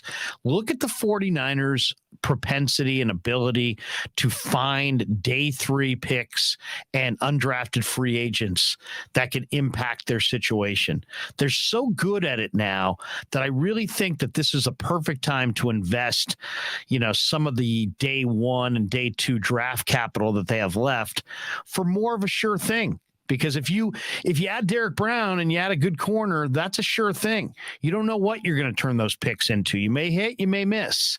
History says that it's about a maybe 60% chance that you'll hit, but that means there's a 40% chance you'll miss. So I personally think this is the right time for Lynch to make that extra step, and I think there'll be a number of options in the trade market, and I hope he pursues one or two of them. I think you're dead on about the fact that they don't fear anyone. I think if you got truth serum in those guys and in the guys in the locker room, and you ask them, what team do you fear? What do you fear going into the playoffs? I think that the God's honest truth would be the only team they fear, the only thing that they fear is their own players getting injured. And when we talk about edge, and we already talked about, they have a ton of guys and a ton of depth, and the drop-off's not that huge. You have to go through their roster and be like, okay, if they lost one more person at position X, what would that do to this team? Well, I think that corner, you're so spot on, because I think that corner, Mosley was so dang good. And Charvarius Ward has been so incredible that it's like almost like a double drop off losing Mosley, because now it's like, obviously teams are just no longer going to even throw at Ward. They're just going to completely ignore him. They're going to pick on whoever's over there, whether it's Womack or Lenore. They need another guy. They need another guy that can kind of fortify that outside corner position. And especially, God forbid this groin injury lingers and all of a sudden Ward, has to miss some more time. That's when it starts to get a little dicey. All of a sudden there is a glaring weakness on this 49ers defense and something to attack. So I think that you're dead nuts on. They really should be looking for a corner. And they got a lot of good looking corners, but they're young. Lenore, young. Ambry, young. Samuel Womack, young. Or they're old. Dante Johnson, a little bit older. Jason Verrett, older, more brittle. So, they could use a good-sized corner in the prime of his career to add to that room, just because they lost Mosley. So Derek Brown would be my first choice, but maybe William Jackson would be my second choice, or any top tier corner with size that they could get that could impact their situation. And up front, it's always nice to have Brian Burns. Don't get me wrong. Yeah. I'd love to have Brian Burns. And, I would love to steal Terrace Marshall away from Carolina, because I really think that Terrace Marshall could be an outstanding big slot, and could really be great on a 49er team. I think Terrace Marshall has played with bad NFL quarterbacks. And I think if he gets on a team with a good NFL quarterback and other options and other weapons, I think he could really be a nice factor for a team. But yeah, Derek Brown or a corner would be absolutely at the top of the list. All right. And then with that, I guess, we're about an hour and 7 minutes in, so we'll make this speedy. But thoughts on the Chiefs game. Line opened up at 3. It's already moved to 2.5. I actually, Lair, not to do a little bragging. I've given you your props. You've had some unbelievable calls this year. I actually, on this podcast, I'm 5-1 picking against the spread for the Niners. So hopefully that continues, because I want to go with the Niners this week. I think that the adjustment that was made, I think if you made this line the week before the Falcons, if you don't consider all the injuries, I think that the Niners would be favored by maybe a 0.5 point at home, or it'd be a pick'em game. The fact that it's at 3 shows me that people are overreacting to that Falcons game. Yes, it wasn't great, but it's not like, I don't know, it's not like that Falcons game revealed some crucial flaws in this Niners team. It mostly just, they had a great game plan. Some things went against them, and they had a bunch of injuries. Well, it looks like they're going to get Trent Williams back. It looks like they're going to get Nick Bosa back. It looks like they're going to get our guy Jimmy Ward back in the club. So I think that people are starting to feel a little skittish about the Niners. And everyone just saw the Chiefs go up against Patty Mahomes and the boys, go up against Josh Allen and the boys, and do a good job. But I think the Niners win this game. And I think, going back to your game plan discussion, I think they They stay true to their identity here. They don't try and do anything too crazy. They don't try and force, all these explosive plays down the field. The dirty little secret with this Kansas City team, and I actually respect the hell out of Andy Reid for making these changes, but without Tyreek Hill, these new receivers they got, Juju's good, Valdez-Scantling, a little inconsistent, he's good, Kelsey's good. They don't have the same offense and the same fear factor, the same, oh my God, they have the ball with 15 seconds left. That's too much time. You saw it in the Buffalo game. I don't know about you, but when they got the ball back at the end, every other year I'd be like, oh, too much time for Mahomes. I didn't feel like they were going to get anything done. He's clearly doesn't quite have the chemistry with like Sky Moore and those guys yet. So I think that if the Niners score 24 to 28 points, I think that's going to be enough. I think this is going to be a game where even Andy Reid's going to be running the ball with Allaire. They have a little bit more of that old school West Coast offense going on this year. I think it's going to be a very close game. I'm going to pick the Niners to win this one 24 to 21. Wow. Okay. Yeah. I think this is going to be an instant classic. I really do. Rashad Fenton is out at left corner. And so you're going to have Joshua Williams and Jalen Watson, two rookie corners going up against Ayuk and Debo. And I think that's obviously advantage 49ers. So I think the game plan is going to be, strong running game, feature the run. And then the Chiefs have two of the fastest linebackers, two of the best pursuit players in the entire sport in Willie Gay, the weak side backer, and Nick Bolton, the former Missouri Tiger who plays the middle. Both those guys can run like the wind. Now, it's kind of like in the NBA. Leapers like to leap. Guys who block shots like to block shots. Linebackers who can run like to run. And I think that Shanahan is going to use the Willie Gay and the Nick Bolton over aggressive pursuit against them. I think he's going to fool them. I think he's going to get them out of position. I think he's going to use their speed against them. Clearly, they're going to have to get Chris Jones blocked. I mean, the Niners never can seem like they can block Chris Jones. He's more of a problem than Aaron Donald typically is. He against the Niners, he looks like Mean Joe Green and Aaron Donald all wrapped into one. He wears 95. He's the right defensive tackle. He ruined the Super Bowl. He caused an interception in the first half. He was totally unblockable. He bats down like 3 or 4 passes every time he plays the 49ers. So you have to block Chris Jones. And he's on the same side as Frank Clark, and they play games up front, and they're both deadly. So Jones and Clark need to be blocked up front. But I think Shanahan can pick on Gay and Bolton and use their speed against them. I think he can pick on Joshua Williams and Jalen Watson, the rookie DBs, and make plays to Ayuk and Debo against those guys. They're going to have to defend Kelsey. I don't really love the receivers outside of Kelsey. I think Juju can be covered. Hardman's just a guy. Marquez Valdez-Scantling has horrendous ball skills. He drops half the passes that are thrown his way. Sky Moore's nice, but he's not ready yet. So I really think that they'll do a good job on Edwards-Helaire. They'll put some pressure on Mahomes. He's going to make some plays for sure and escape contain. But I like the 49ers to do what they want to do a little bit more offensively against this Chiefs defense. And I think as I said, I think they'll use Gay and Bolton's speed against them. And I think they'll pick on those young corners with veteran receivers. So I like the 49ers to win, but I think this is going to be an all-timer.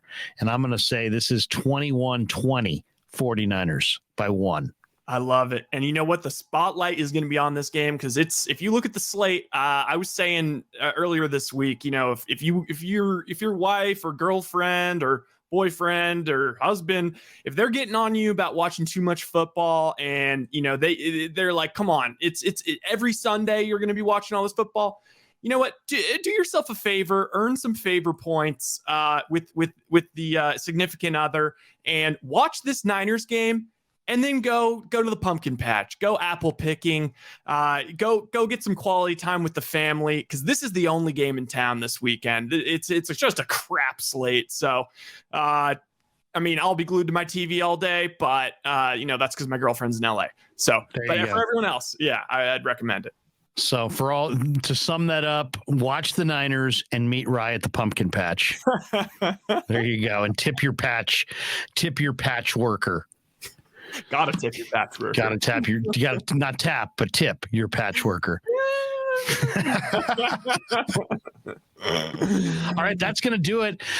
Thanks to everybody involved on the Tales from the Bay podcast. Rye, good stuff. We will do it again next week. It's time to get to the guest for this week's Tales from the Bay pod, Paul Hope, at 49er Faithful UK. He runs all the social media. We were so stoked to have you, man.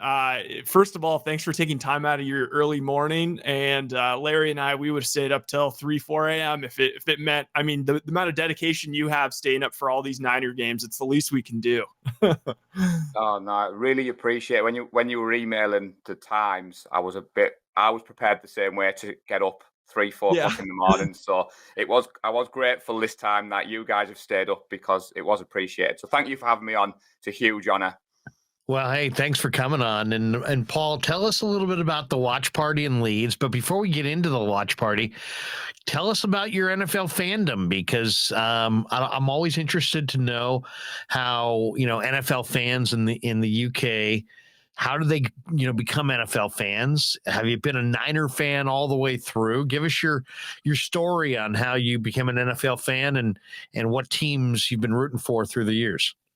Well, you'll be pleased to know that I've always been a 49ers fan. So as soon as I discovered the NFL, it's got progressively bigger over here with the international games, with the Sky Sports coverage.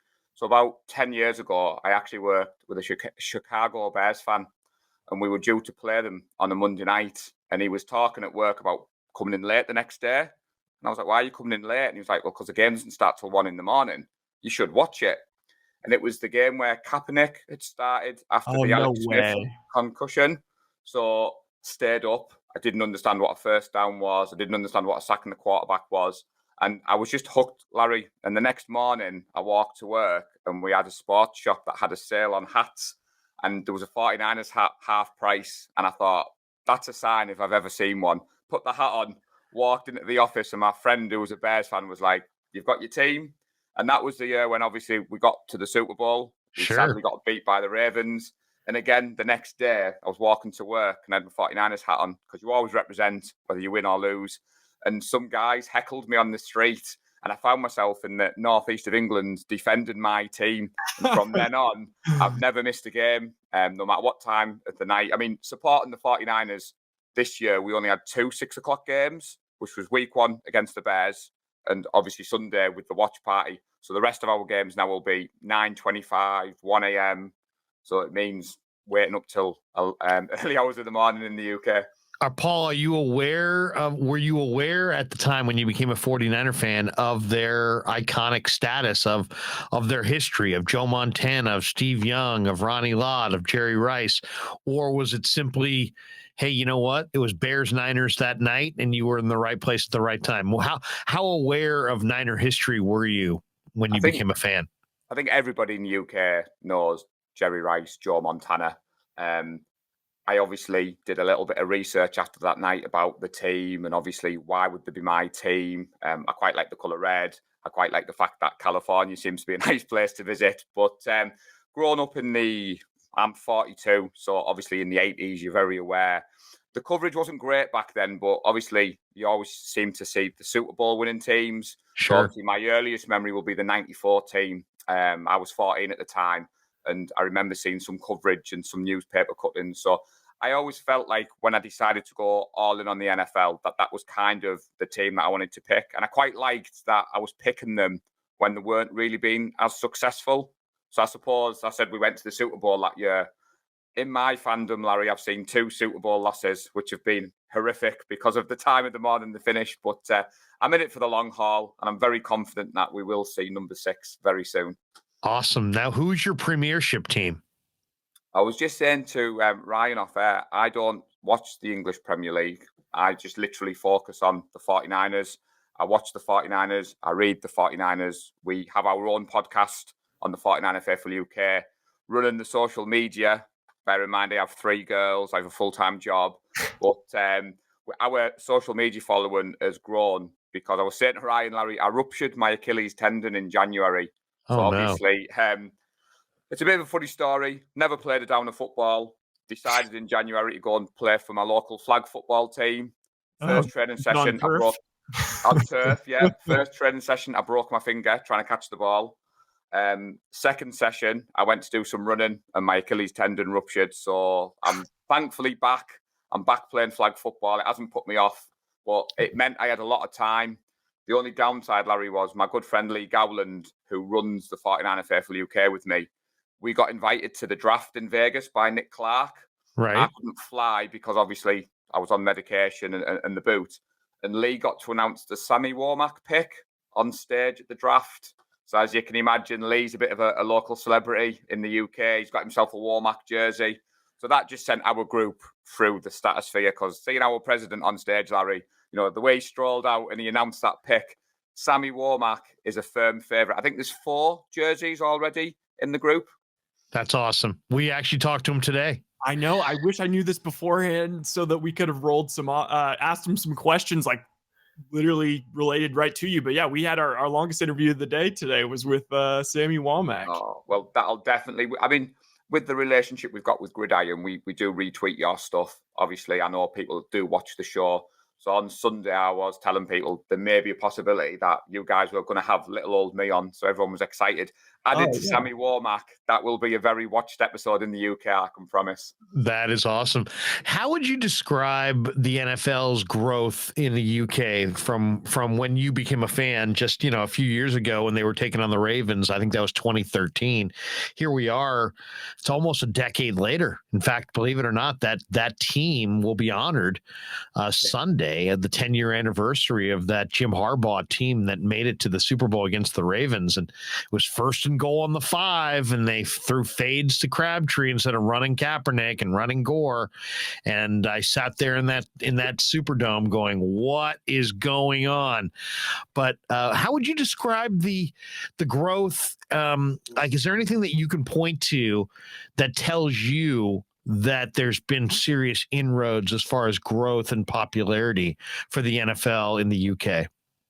Yeah, so I'm chuckling because that Super Bowl, I thought I was the only fan in the UK watching that game. And the lights went off at half time.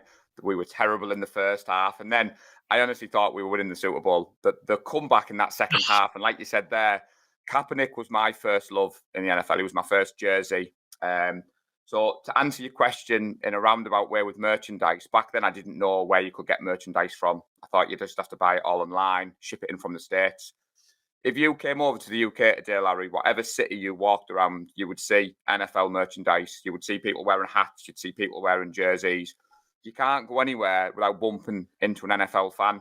And what I love about the culture in the UK is the rivalry isn't the same as the Premier League rivalry.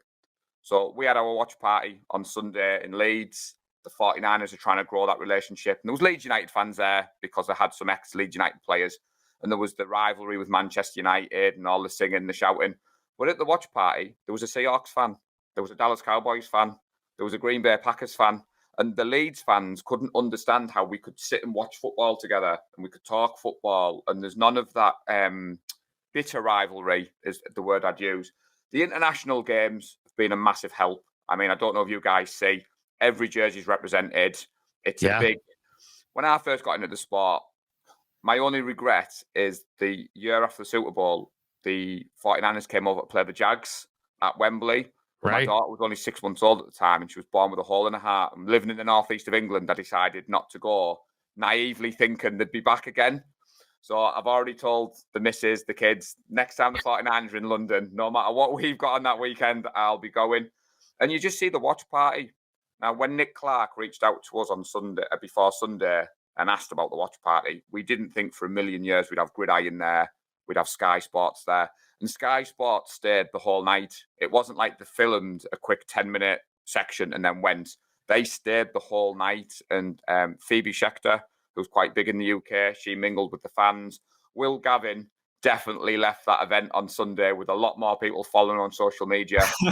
And he was amazing. He didn't just sit up in the VIP section. He was in the middle with all those fans. He was going through all the emotions. But I am fantasy football has helped Larry. Red Zone on a Sunday is massive in the UK. So a lot of fans do get into the game with Scott Hansen and that 7 hours of commercial-free football and with all the action. And then when you progress to picking a team and then you go and watch a game and you start to finally understand why the defense celebrates sacking the quarterback on 3rd and long, and why a muffed punt is so important. And there's all these terminologies that I can use now where people think, what is he talking about? If you stood in the playground at the school run there, I've got a friend who's a Rams fan, a Cowboys fan, a Bears fan, and we've just had a quick 10-minute chat about the NFL, this week's games coming up. That's awesome. In fact, my 13-year-old loves the Red Zone, and he'll say, Dad, come in here. And I'll say, why? He's like, it's the witching hour. The witching hour. It's the witching hour. And I'm like, well, the witching hour? What's the witching hour? And he's like, Scott Hansen or whatever his name is, throws it out. And it's the witching hour. That show has become, the Red Zone has become probably the most watched thing. I mean, fantasy's exploded, and the Red Zone's a great way to kind of watch the entire league. So yeah, I find myself watching two things: the Niners all the way through, and I don't like to switch channels, or I'll go Red Zone if they're not on and I want to watch the whole league. But it is incredible to hear UK fans talk about kind of the organic growth of the sport. Where do you see the NFL in as far as popularity in the UK 10 years from now, 20 years from now? Is there a way for you to kind of look at the indicators that you see when your boots on the ground there and see the way the sport's being reacted to even differently over a 5-year span and kind of project out 10 years, 20 years and what you think it may look like in the UK? Yeah, so first of all, I'm just going to chuckle. I'm in a group chat with 12 good friends who support different teams.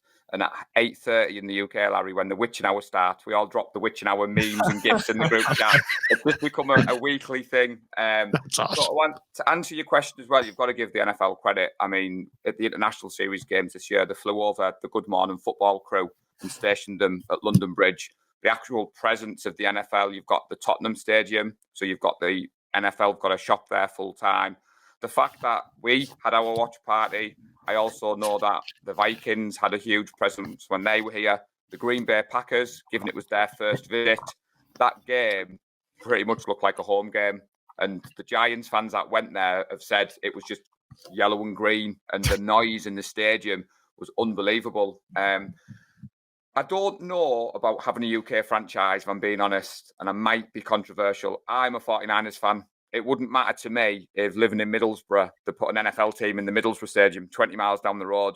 I'm going to be a 49ers fan. I've invested far too much time, emotions on the emotional roller coaster that's been a 49ers fan.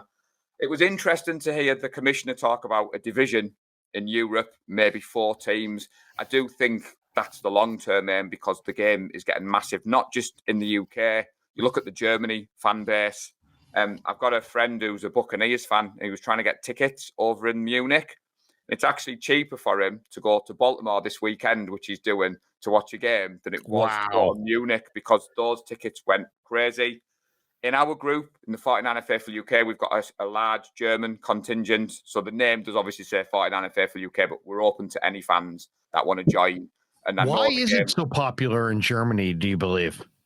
I do believe the World Series game. So when you had the London Monarchs and you had some of the other teams based over there. Berlin Thunder. Yeah. And I think as well with the NFL, with the internet, I was saying I watch it on Game Pass. I watch NFL Network all week long, where maybe 10 years ago, I'd have had to wait till a Sunday and watch whatever Sky Sports gave me. The fact that you've got YouTube, you've got Twitter.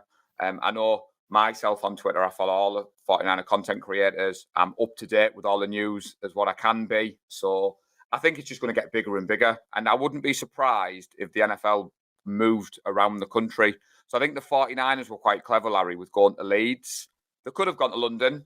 Don't get me wrong, London would have been an awesome experience, but actually putting that exposure in the northeast of the country. But we had one of the group got up at 4 a.m. on Sunday morning from Brighton to get the bus to come to Leeds. We had a massive content creator, Chrissy, based in Italy, fly over to Leeds from Italy to join us at the party. And Nick Clark and Ali Dickin from the 49ers deserve all the credit because they put all the hard work in. And if you look at the footage, Larry, we saw Sourdough Sam. We actually had Sourdough Sam at the party. I just put together a little slideshow of some of your photos. I'll run them as we continue talking. Look how cool that is. You know, we got to do too is right now I'm wearing a Krug Show t-shirt. We got to get you a t-shirt of the Krug Show, which is our YouTube channel. And we do tons of 49er stuff on there. We put all of our 49er interviews that we did today. We'll put them on there over the next 24 hours. We gotta get Paul a Krug Show t-shirt out in the mail, right? We got to get one to him and start growing the Krug Show internationally because it is on YouTube and YouTube is a way of kind of bringing a lot of people together on the NFL, even on different continents. Yeah, it looks like a great time. Absolutely, It looks like a great time. Now, this was in a bar. People were having a good time. How many people do you think showed up at the watch party? We had about 250. So wow. Week 1 was supposed to be the official watch party against the Bears at the same venue you're looking at now. And obviously with the sad passing of the Queen, they postponed the official side. But because we'd all paid to travel and we spoke to Nick Clark, we went ahead with the unofficial watch party, but it wasn't promoted. But I think that showed the 49ers that this event would be successful. And Sunday just gone. Nick Clark there and Ali Dickin, they got the crowd going. They did giveaways, which to answer your question, everybody loves a freebie. So we all came away with a load of swag. They did 4 signed football giveaways. They did a jersey giveaway. And the interaction and what you'll have seen is even though we lost, we're faithful. We're not glory supporters, the 49ers. We know you go through the ups and the downs. And like we said on our podcast last night, we're still 3-3. We're still first in the division. And let's face it, I wouldn't put it past us to beat the Chiefs on Sunday because that's just what the 49ers do. Yeah, we just got done giving our predictions and we're going to want to hear yours, but that's kind of what we said. It's sort of, if you've been watching this team, especially under Shanahan, you know, sometimes they play down to the competition, but more times than not, they get up for these big games. And actually, I had a specific question for you, Paul, because I thought it was really cool, the fact that you're saying you kind of joined on the Kaepernick year. So, you know, I just turned 27 last week. So, you know, I kind of felt I didn't get to have these glory years of Joe Montana and Steve Young. I haven't seen a Super Bowl in my lifetime. So I really fell in love with the Niners, a deep, deep love, you know, when Harbaugh got there. So I was right in that same experience. So I feel like we've been hardcore fans for a very similar period of time. And, you know, just as a guy relating to you, how crazy is it? So you realize every time that the Niners have been in the playoffs in that whole run, whatever it's been past, 10, 12 years, they've lost in a close nail biting game to the eventual Super Bowl champion. Like, they have not gone into the playoffs and got blown out. Like, this team, there is something about the franchise that even when they're down, all of a sudden Kyle shows up, and they have this magical 2019. I always felt like they were going to win all these games. Like, there's something kind of magical about that, sort of this in a similar way that, we also have in the Bay Area with like the Golden State Warriors in the NBA, where it just feels, I just always think they're going to win. And just how has that emotional roller coaster been for you? Well, obviously, given the time difference, sometimes, we have a Facebook group which is closed to the 49er fans, and we have a game day thread. So normally you're at home on your own, 2 a.m. in the morning, you're chatting on Facebook, you're chatting in the group chat. You've got to be quiet because the wife and the kids are asleep. I'm smiling because I've got a good friend, Ryan, who's a Packers fan, and he hates playing us in the playoffs because we always beat them in the playoffs. Nice. But I'm well known for being quite positive. So when we do our score predictions each week, I always predict the 49ers win. And I have my red and gold tinted glasses on. It's just the way I approach my fandom. I am a fan, first and foremost, and I always think we're going to win. But the Super Bowl is quite an interesting one because we always have a Super Bowl meet-up.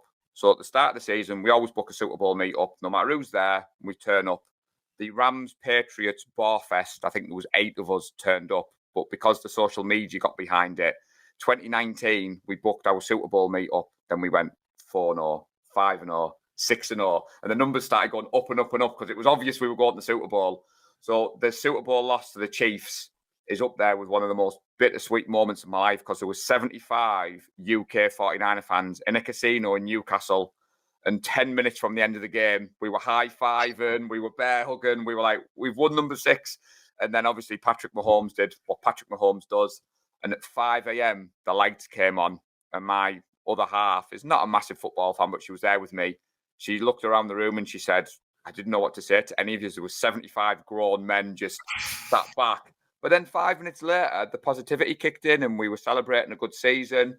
And the 2019 year brought our group closer together. So you'll probably remember the Saints game where George Kittle had like 10 defenders on him. Oh my gosh. In the dome. In the dome. So what we do is we, at the start of the year, before the 49ers got involved, we host an official watch party. So we always pick a game, we pick a city. So that year was the Saints game in Edinburgh. So we took over a sports bar like we did in Leeds. And there was a couple from New Orleans honeymooning, and they'd reached out to me on social media and said, can we watch the game with you guys? Thinking there was going to be 4 or 5 of us. There were similar numbers to what was there on Sunday, and they have become friends for life. They were blown away that there was a sports bar in Edinburgh and there was like 75 to 100 NFL fans going crazy. And the way that game ended, you know, Robbie Gould, last second field goal, the George Kittle diving on top. And I think that's why the 49ers have kind of connected with us.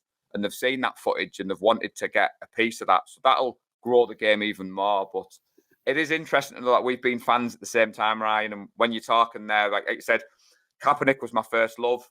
Father's Day this year, my other half and the kids found me a Kaepernick bobblehead on eBay, which I didn't know you could get. So on Father's Day, I opened up this, and I've got a glass cabinet that's got signed memorabilia in. It's got trinkets in.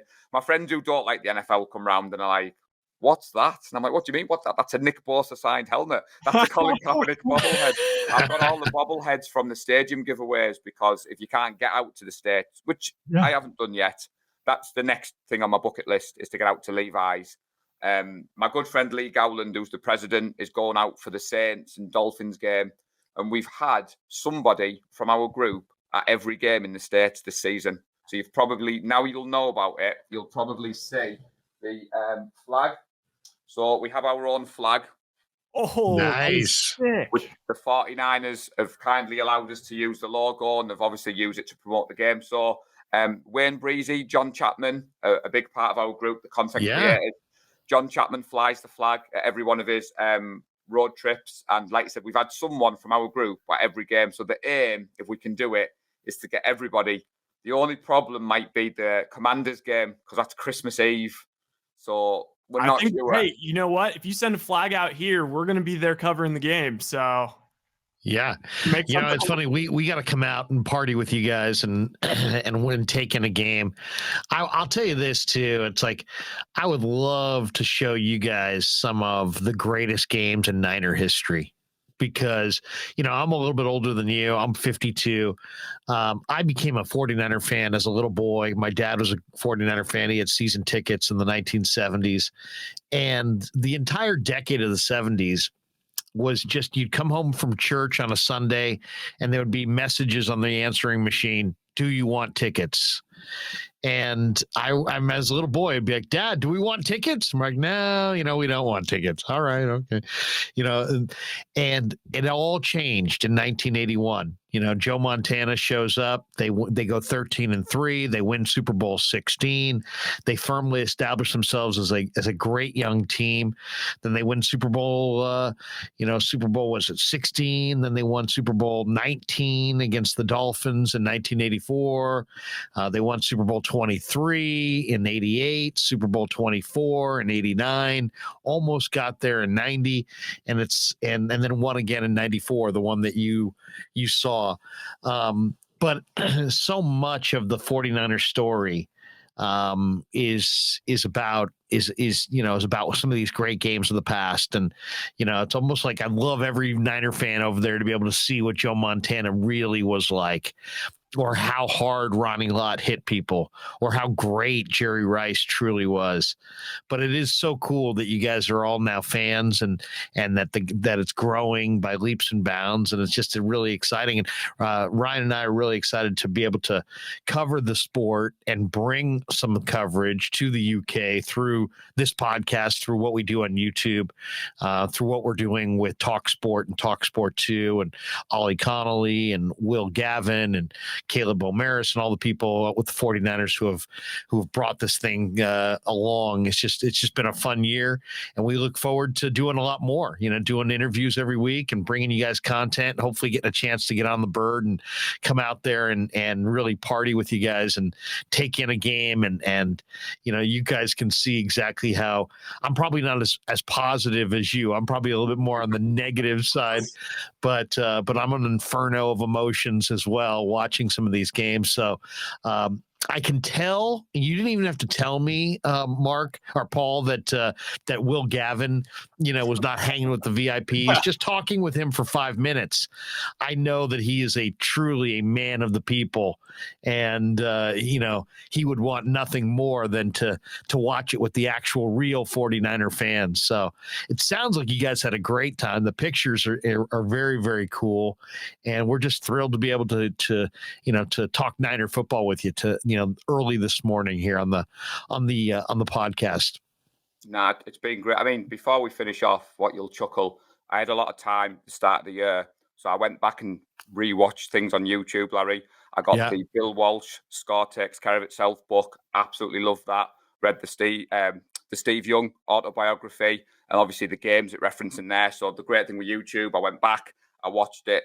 I got myself a TO jersey off eBay for $11, which, to be fair, those Reebok jerseys are massive. It's like a dress on me. But I've got about 50 pieces of merchandise, 20 jerseys. I'm always known for rocking 49er gear, win, lose, or draw. And we'd love to have you over. But Will Gavin gave me, this is up there. When you guys asked me to come on, I was blown away. I say we do a podcast and I do other shows. It's small in comparison. It's just fan stuff. But Will Gavin had me up on the stage on Sunday, and he didn't just have me there for 2 minutes. He was talking to me like you guys are. He got me to address the crowd, which was amazing. Stood there looking at all my friends who I coordinate every day, but stood on this side kind of being interviewed, and he was amazing, Will Gavin, as was Ollie Connolly. We did try to turn him to a 49ers fan, but I don't think he was having any of it. Who's Ollie's team? I'm not 100% sure. He kept that very quiet. I don't believe it was a Seahawks. I think that was the only thing we said to him was he's not allowed to be a Seahawks fan or a Cowboy. We're gonna have to press him. I'm gonna see exactly who he's rooting for. But I know Will's a big Niner fan, and the Niners are an incredible team to watch. They're an iconic franchise. There's great history there.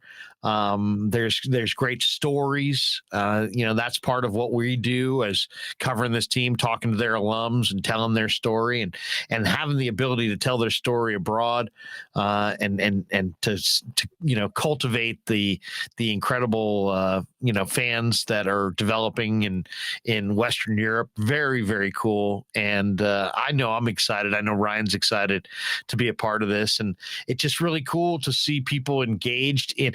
Let's be honest. The NFL is probably one of the most visually compelling forms of entertainment that exists in our world. We have other sports in America that are very popular. Baseball is popular here. The NBA is popular here. But as far as the global impact and the growth, I think the NFL, as you can kind of tell, is almost a phenomenon unto itself. And it's so cool that it translates, in other countries to people that don't necessarily know the history or know little bits and pieces about it. So I just think it's so cool, and I can't wait to see where it goes in the next 20 years. And last thing, Paul, before we let you go. We were kicking back and forth the idea of like, how can we figure out some sort of, contest or prize or giveaway sort of thing for the 49er faithful UK group. And what I was thinking would be kind of cool, because we do every Wednesday and Thursday, we go do open locker room and we try and get as many interviews as possible. And for the most part, we're like, just on the fly having to ask questions. And it's especially like with guys like Kittle and Debo, it's a little more difficult to go up to those guys unless you're asking for like an ad read or for like Sky Sports. But one thing I was thinking is like, it'd be cool if there was like set up some sort of contest where maybe, let's say, Joe Smith in the 49er Faithful UK group won it this week. Well, then maybe whoever his favorite player is, we go up to them in the locker room and get them to give that person, like, shout out Joe Smith, like, hey, this is George Kittle, and I wanted to shout out Joe Smith. And, I thought that would be really cool. And that's something we totally could do. So we'll have to be in touch about figuring something like that out. You've got my email details. I just wanted to say, Larry and Ryan, the one shout out I didn't give, Joe Nedney was in Leeds as the alumni. He was amazing. Good friend, great man. Matt, what he spoke about at halftime, he addressed the crowd and he was blown away. And again, like you were asking about growing the sport over here, things like that, he was absolutely fantastic. There was a fan there who wrote Joe a letter when he played for the 49ers, and he still had the letter, and Joe knew who the guy was, and they're connected. We were obviously getting the photos like you've seen. Joe Nedney gets his phone out and he's like, come here, you run the group, get your flag. And he was taking photos of me, little old me, on his phone, and he engaged. He was absolutely amazing. And great guy. Must translate with the other teams. But yeah, if you want to run a competition, the 49er Faithful UK guys are always up for a giveaway. And social media, I run the Twitter account, so anything you need me to run on there, just drop me a message and I'm more than happy to promote or tweet or get it going for you guys. Paul, it's been a pleasure meeting you, and go Niners. Yeah. That's one thing that, Ryan and I had before the Rams game, Paul, we decided, hey, you know what? We got a few extra minutes. We got maybe an extra hour or so. Let's go into the parking lot and just start partying with the tailgaters. I'm doing shots of Patron. People are bringing us alcohol. People are handing us hot dogs. A number of people recognized us, and it was just a very cool thing to be out with the masses and just having a good old time. And that's what it is all about. So, very, very cool. It's always cool. And it's funny, we'd talk, we'd be out there, maybe we'd take a shot, maybe we're getting their prediction. And then, we talk for a few minutes, and then we'd part with a little fist bump and a go Niners, and just the brothership, the kinship of the whole Niner nation, and it brings people together. And that's probably the coolest part of it. And so, I'm sure it does the same thing in the UK as it does here. It brings people together, people that don't know each other, people that would never normally talk to each other, strike up a conversation, and they, could be friends for life because they've got this common love for this team. So awesome stuff. Loved hearing your stories, loved hearing the impact that the Niners are making in the UK. And we invite you to come back on. We'd love to have you on, on this podcast a couple more times between now and the end of the year, and anything that we can do to drive the growth and the brand of 49er football in the UK, we're all committed to. So thank you very much for joining us.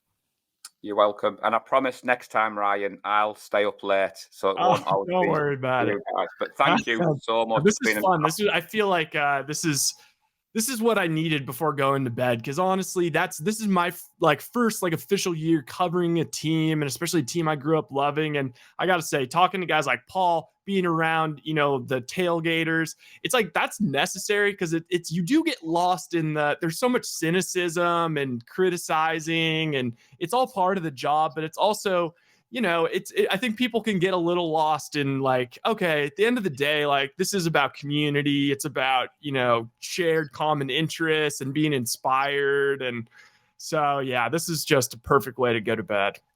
We'll finish it this way, Paul. A little fist. Go Niners. Go Niners. Go Niners. Go Niners. Go Niners. Awesome stuff, Paul. Thank you very much for joining us on the Tales from the Bay podcast, and we wish you nothing but success. We'll wish all of the 49er Nation luck, and I don't know about you, but I'm expecting to be in Arizona for the Super Bowl, watching my team, and what do they say? Speak it into existence. So there you go. Hopefully, we will rekindle and talk maybe before the 49ers play some team from the AFC in Glendale first week in March in Arizona. So, Paul, thanks again for joining us, and awesome stuff. You're welcome, guys. Thank you.